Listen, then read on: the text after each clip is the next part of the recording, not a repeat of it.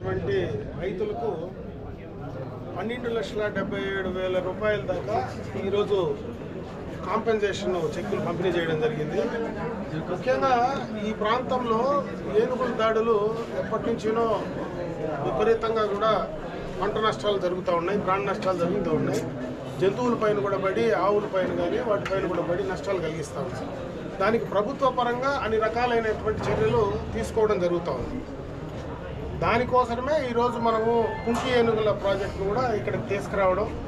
కుంకి ఏనుగుల ప్రాజెక్టు కూడా ఇప్పుడిప్పుడే అది పని కూడా మొదలు అవుతూ ఉంది. అంటే ఇన్ని రోజులు ఏనుగులకు సంబంధించినటువంటి ట్రైనింగ్స్ కానీ, కావాల్సినటువంటి ఇన్ఫ్రాస్ట్రక్చర్ కానీ, దానికి కావాల్సినటువంటి ఆహారానికి కావాల్సినటువంటి పంటలు వేయడం కానీ అన్నీ కూడా ఇప్పుడిప్పుడే దాదాపు 20 హెక్టార్లలో ఆ ప్రాజెక్టును కార్యరూపం దాలుస్తూ ఉంది.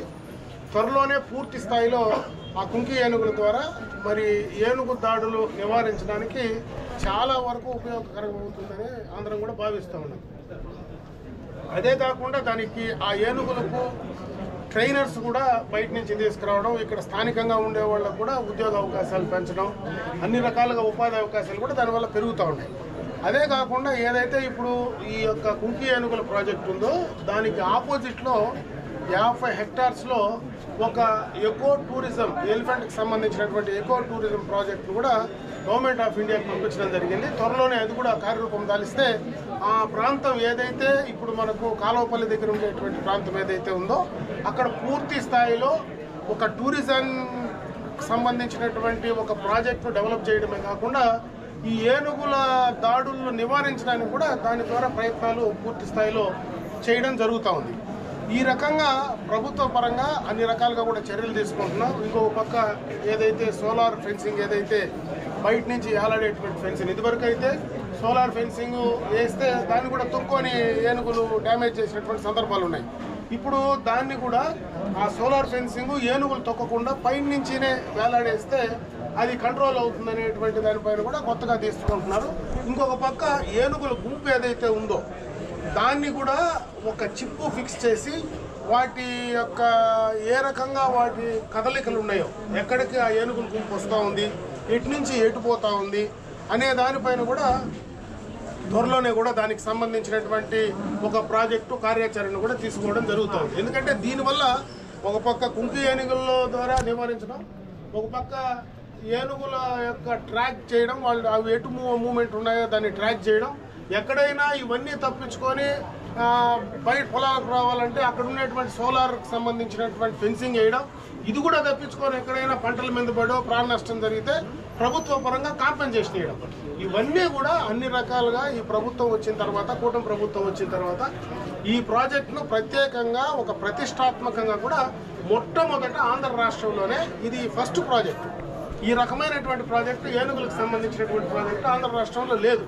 ఎన్నికలు అయిపోయిన వెంటనే మన ఉప ముఖ్యమంత్రి, మన ముఖ్యమంత్రి గారి దృష్టికి తీసుకెళ్ళి అసెంబ్లీలో కూడా పలు దఫాలుగా కూడా దాన్ని చెప్పడం, దానిపైన కార్యాచరణ తీసుకోవడం, కర్ణాటక నుంచి వాటిని తీసుకొచ్చే ప్రయత్నం చేయడం, అన్ని రకాలుగా ఈ ప్రాంతంలోనే ఒక కుంకి ఏనుగులే కాకుండా టూరిజం కూడా డెవలప్ చేస్తే ఇటు తిరుమలకు పోయేవాళ్ళు కావచ్చు, చెన్నై ఎక్స్ప్రెస్ వే, ఇక్కడ మనకు 2 చోట్ల ఎక్స్ప్రెస్ వే అవుట్లెట్లు ఉన్నాయి, బైరెడ్డిపల్లి ఉంది, అదేవిధంగా మొగిల్ దగ్గర ఉంది.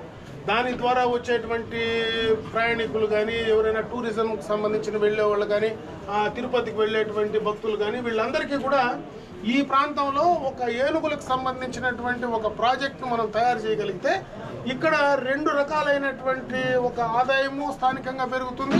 అదేవిధంగా ఈరోజు దానికి సంబంధించినటువంటి డబ్బులతో కూడా ప్రాబ్లం లేదు. మనకు ఏదైతే ఎక్స్ప్రెస్ వే వచ్చిందో, ఎక్స్ప్రెస్ వేలో ఫారెస్ట్ నుంచి మనం ఎక్స్ప్రెస్ వేకి ఎక్కడైతే కాంపెన్సేషను గవర్నమెంట్ ఆఫ్ ఇండియా నుంచి దాదాపు 17 కోట్ల రూపాయలు బ్యాంకులో డిపాజిట్ అయింది. దీనికి సంబంధించి గవర్నమెంట్ ఆఫ్ ఇండియా నుంచి కూడా రకరకాలైనటువంటి అవకాశాలు ఉన్నాయి. ఈరోజు ఈ యొక్క పర్యావరణకు సంబంధించి కానీ, అదేవిధంగా జంతువులకు సంబంధించి కానీ చాలా రకాలైనటువంటి అవకాశాలు గవర్నమెంట్ ఆఫ్ ఇండియా నుంచి తెచ్చుకోవడానికి అవకాశాలు ఉన్నాయి. వాటన్నిటిని కూడా, ఎందుకంటే అటు కేంద్ర ప్రభుత్వంలో భారతీయ జనతా పార్టీ ఉంది, ఇక్కడ ఈ రాష్ట్రంలో ఇటు తెలుగుదేశం కానీ, జనసేన కానీ కలిసి ఈ రాష్ట్రంలో కూటమి ప్రభుత్వం ఉంది. దీని ద్వారా అటు కేంద్రం నుంచి రావాల్సినటువంటి నిధులు కూడా తీసుకొచ్చి ఈ ప్రాంతంలో ఒక ప్రత్యేకమైనటువంటి ఒక కార్యక్రమాన్ని ఆంధ్ర రాష్ట్రంలోనే మొట్టమొదట ఈ కార్యక్రమాన్ని రైతులకు మేలు చేసుకుంటూ పర్యావరణాన్ని సమతుల్యం చేసుకుంటూ అదేవిధంగా జంతువుల వల్ల దాడులు జరగకుండా నివారించుకుంటూ జరిగినటువంటి దాడులు ఏదైనా ఉంటే దానికి మళ్ళీ కాంపెన్సేషన్ ఇచ్చి ఏదో రకంగా దాన్ని బ్యాలెన్స్ చేసేటువంటి కార్యక్రమంలో భాగంగానే ఈరోజు ఈ చెక్కులు కూడా పంపిణీ చేయడం జరిగిందని చెప్పి తెలియజేసుకుంటున్నా. గతంలో ప్రాణ నష్టం జరిగినటువంటి వారికి కూడా ఈరోజు 5 లక్షల రూపాయల చెక్కు కూడా ఇప్పుడే అందించి కూడా పోతా ఉన్నాం. ఎందుకంటే ఒక ఆవు చనిపోతే 75,000 ఇప్పుడే చెక్కు రూపాయలు కూడా ఇచ్చాం. అంటే ఒక ఆవులు పైన దాడి చేసి చనిపోయినా లేదంటే ఇంకో రకంగా చేసినా వీటన్నిటికీ కూడా ప్రభుత్వ పరంగా అన్ని రకాలుగా చర్యలు తీసుకుంటున్నాను. నేను ఈ ప్రాంతంలో ఉండేటువంటి రైతులు కూడా నేను ఒకటే కోరుకుంటున్నా. ఎందుకంటే అవి చాలా తెలివైన జంతువులు. అంటే ఏనుగులు అనేటివి ఉండేటువంటి అన్ని జంతువుల్లో కూడా ఒక తెలివైనటువంటి జంతువు ఏదైతే ఉందంటే అది ఏనుగు మాత్రమే.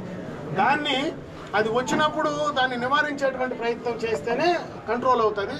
మనం దాన్ని రెచ్చగొట్టేటువంటి ప్రయత్నం చేస్తే తిరగబడి మళ్ళీ మన పైకి వచ్చేటువంటి పరిస్థితి ఉంది. కాబట్టి మనం కూడా ఆ ప్రాంతంలో ఉండేటువంటి రైతాంగం కానీ యువకులు కానీ ఆ ఏనుగుల యొక్క వ్యవహార శైలిని కూడా మనం స్టడీ చేసుకోగలిగితే వాటిని ఏ రకంగా మనం కంట్రోల్ చేసుకోవాలా, మానవులు ఏ రకంగా కంట్రోల్ చేయాలా, ఆ ఏనుగులనే ఏనుగు ఏ రకంగా కంట్రోల్ చేయాలా, ఇవన్నీ కూడా చేసుకోవడానికి అవకాశాలు ఉంటాయి. కాబట్టి అన్ని రకాలుగా టెక్నాలజీని ఉపయోగించి దాడులను అరికట్టేటువంటి ప్రయత్నం ఈ ప్రభుత్వం చేస్తూ ఉంది.